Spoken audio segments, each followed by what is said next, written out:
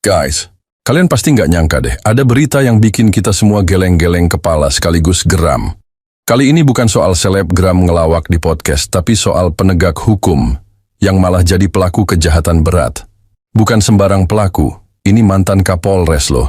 Ya, kalian nggak salah dengar. Ex-Kapolres Ngada, AKBP Fajar Widyadharma Lukman, resmi jadi tersangka kasus pencabulan terhadap anak di bawah umur. Kasus ini bikin geger satu Indonesia dan bahkan anggota DPR di Komisi Terbaik sampai naik pitam.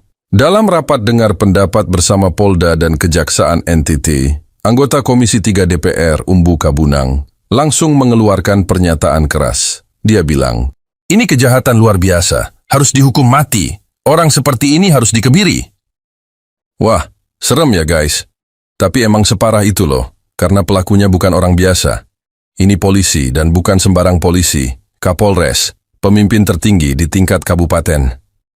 Umbu juga nambahin bahwa kalau orang kayak Fajar bisa lolos jadi Kapolres, berarti ada yang salah di sistem rekrutmen dan promosi Polri.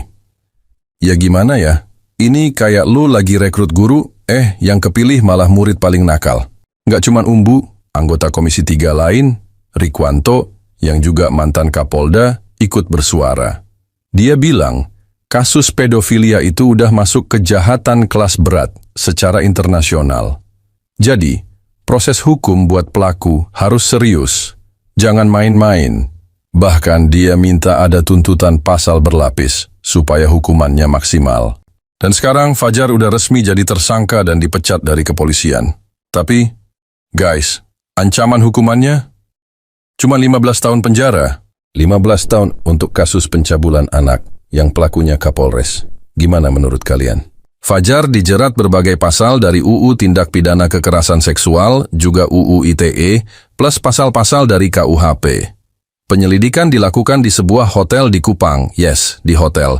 Dan setelah diklarifikasi dan diperiksa, berkas kasusnya sudah dinyatakan lengkap alias P21. Artinya kasus ini siap dilimpahkan ke kejaksaan. Guys, pertanyaannya sekarang, apakah hukum akan berjalan seadil-adilnya? Apakah sistem seleksi di kepolisian akan diperbaiki supaya nggak kejadian lagi hal kayak gini? Karena kalau aparat penegak hukum malah jadi pelaku kejahatan, kemana lagi kita bisa berharap rasa aman? Tulis pendapat kalian di kolom komentar. Jangan lupa like, share, dan subscribe ya.